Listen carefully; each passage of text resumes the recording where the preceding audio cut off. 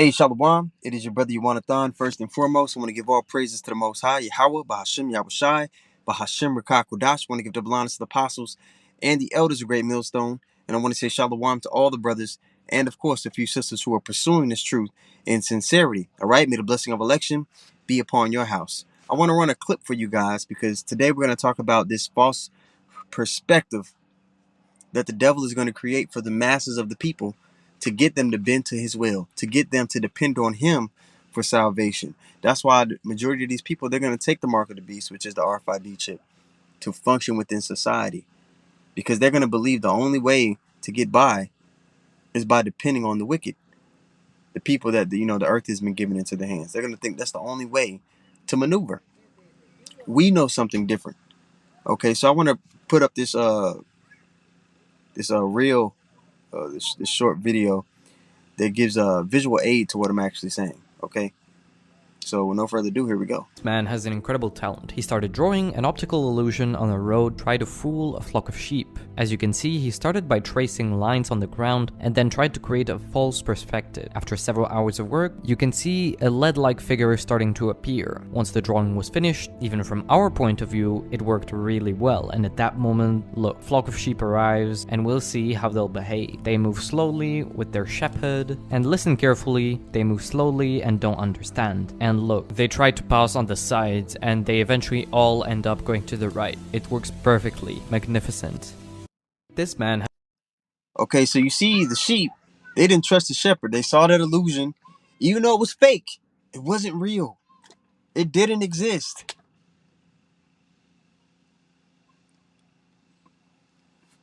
They got weak and they didn't trust the shepherd and they veered off the path. The elect of our nation aren't going to veer off the path because they've been warned of these false narratives, this false perspective.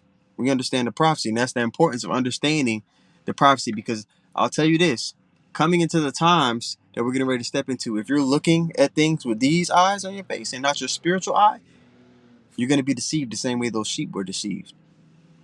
Let me read a precept really quick. This is Revelation, the 12th chapter, and I'll just start at verse 8. And prevailed not, and neither was their place found in heaven any more in heaven. And the great dragon was cast out, that old serpent called the devil and Satan. All right, and we know this devil is a man. There's a people upon earth pursuing um, Second Thessalonians. Let me just pull it up here on my other phone.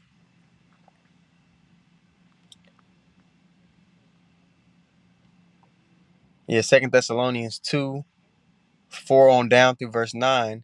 And verse 9 is the point. It says, even him whose coming is after the working of Satan, with all power and signs and lying wonders. There's a people upon the face of the earth who are doing uh, the bidding of the spiritual entity Satan. There's people that are on the earth, and I'll just say who it is, the so-called white man. I say so-called because we have to use those relative terms, because if I said the Edomites, nobody would those who are new wouldn't know who I was talking about. Okay, but don't get that confused with being a complexion thing. When we call out the nations, or we call out Edomites, and we say, oh, the nation of Israel, predominantly the bulk of the nation of Israel are going to look like the so-called Black, Latino, and Native Americans. But due to things being according to the seed of the Father, you have Israelite men who have been scattered all over the world, who have children with women of other nations, and those children are still Israelites, and they may not look per se like your traditional Black, Latino, or Native American person. Same thing with the Edomites, but the elites, they predominantly look like the so-called white man. But I'm pretty sure you ran across Jake's or someone that looks like a so-called black person, but you just get this vibe like, man, something's off about them. The way they carry themselves, the things they do, the spirit is off. You know what I mean? That person might be a tear. All right, but this is Revelation 12 and 9 again. It says, and the great dragon was cast out, that old serpent called the devil and Satan, which deceiveth the whole world. And he's trying to paint that false narrative. He's trying to create that optical illusion, just like the man in the clip I showed you guys. He was cast out into the earth, and his angels were cast out with him. Okay, because that the season finale of the beast, all right, and the beast system and all his works, man, they're gonna try to fight against the Messiah. They're gonna try to fight against Yahweh Shah when he returns. What is that? Second Ezra is the is it the let me see here. It gives you a I'm not gonna read it, but I'll tell you what chapter to go read. Because it gives you a very vivid illustration of what's gonna be going down, man.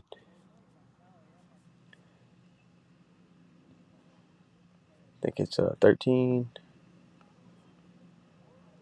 Yeah. Second Ezra's 13th chapter gives you an illustration of that final battle that's gonna take place before the kingdom of heaven is set up.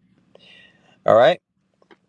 So I want to run that clip one more This time. man has an incredible talent. He started drawing an optical illusion on a road, tried to fool a flock of sheep. As you can see, he started by tracing lines on the ground and then tried to create a false perspective. After several hours of work, you can see a lead-like figure starting to appear. Once the drawing was finished, even from our point of view, it worked really well. And at that moment, look, flock of sheep arrives and we'll see how they'll behave. They move slowly with their shepherd, and listen carefully, they move slowly and don't understand. And look, they try to pass on the sides and they eventually all end up going to the right. It works perfectly. Magnificent. This man. All right, so 2/3 of our people, they're going to veer off the path because they're looking with their carnal eye. You can't look with your carnal eye, man. This devil is setting up snares and traps for our people to diminish their faith in the shepherd. Okay, that's why the Lord poses the question: will he find faith on the earth when he returns? Is he going to find faith on the earth? That's how you're going to please him. Because if you have faith, you're going to continue on the path. You're not going to be dismayed by the optical illusions, the things that aren't real. All right. The threat of death. Death isn't real. Yeah, you can die, but it's not something that's final. That's all this devil has to threaten you with. All right. But we're gonna get victory over death the same way Yahweh Shah got victory over death. And let's get that John 12, and I'll start at 27. And it says, now is written in red. Now is my soul troubled, and what shall I say? Father, save me from this hour. But for this cause came I unto this hour. He came, his blood had to be shed for the remission of Israel's sins. That was the whole point. Verse 28, Father, glorify thy name. Then came there a voice from heaven saying, I have both glorified it and will glorify it again. So, the Father spoke. And just like in the book of Exodus, some heard it as thunder and lightning, and others heard the actual voice. Verse 29. The people there, and if you want to be a part of that elect, man, during that time of trouble, we're going to have to hear the actual voice. We're going to have to hear with our spiritual ears and see with our spiritual eyes. Okay? Then came there a voice from heaven saying, I have both glorified it and will glorify it again. There, the people, Salakia, the people therefore that stood by and heard it said that it thundered. Others said, an angel spake to him. Yahweh Shah answered and said, this voice came not because of me, but for your sakes. Now is the judgment of this world. Now shall the prince of this world be cast out. And before this devil is cast out, it's going to look like he's winning.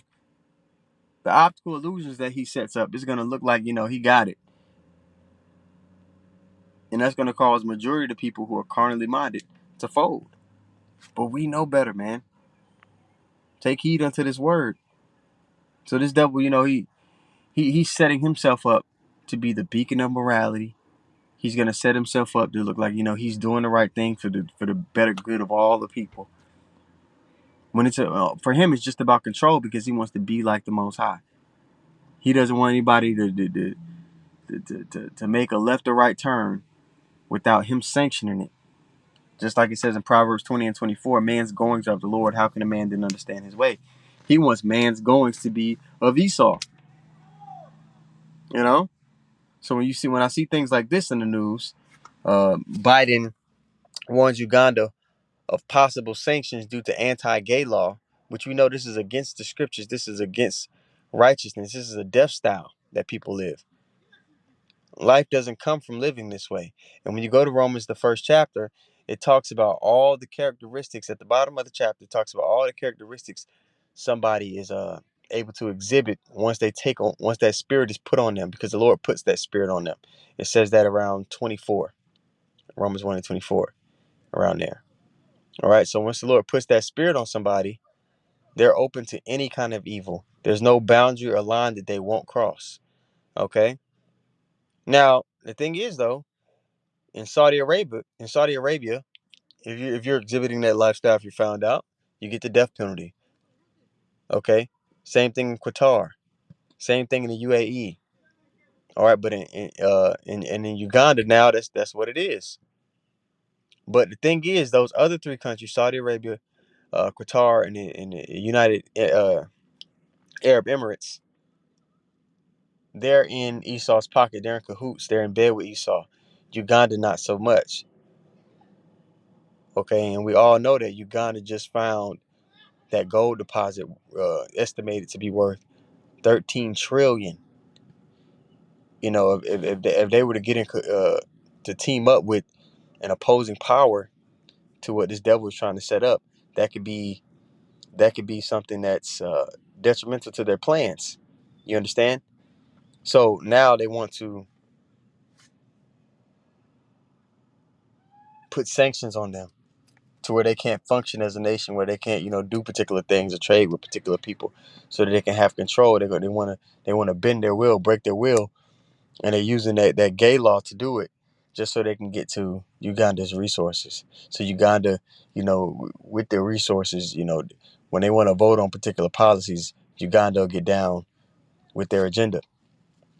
That's how this devil moves. So he's very slick. He'll take a roundabout route just to get to what he really wants. And people, majority of people know that when you deal with Esau, he's very slick in that way. But the masses of the people, they're just so deep into his spell casting. They're so deep into you know his illusions that they don't know what the hell is going on. But the prophets are here telling the people what's going on. So those that don't take heed, it's really on them, because the information and the opportunity to hand has been, reached out to them, like it talks in Proverbs, the first chapter. You've set at naught all my counsel. These people are setting at naught the Lord's counsel, and they're going to continue to do so. But the elect are going to walk uprightly. Okay? So, I just seen these things, and just that's how my brain just connected it. That's what the Spirit put on me to connect. I seen that clip, that short earlier today. And then I seen that news post, and then I remember, oh yeah, Uganda has all that gold. So this devil, man, he's never gonna change. He'll never have the people's best interest at heart. But he's gonna paint the illusion that he does. The majority of the people, just like in the clip with the sheep, when they see these illusions that Esau puts up, it's gonna cause them to veer from the righteous path. Even those who know that they're Israelites. So with that being said, man, Lord willing, the lesson was edifying. Want to give all praises once more to Hawa, Bahashem Yahushai, Bahashem Rakakadash. Want to give double honors to the apostles and the elders of Great Millstone. And I want to say shalom to all the brothers and, of course, the few sisters who are pursuing this truth in sincerity. All right? May the blessing of election be upon your house. Shalom.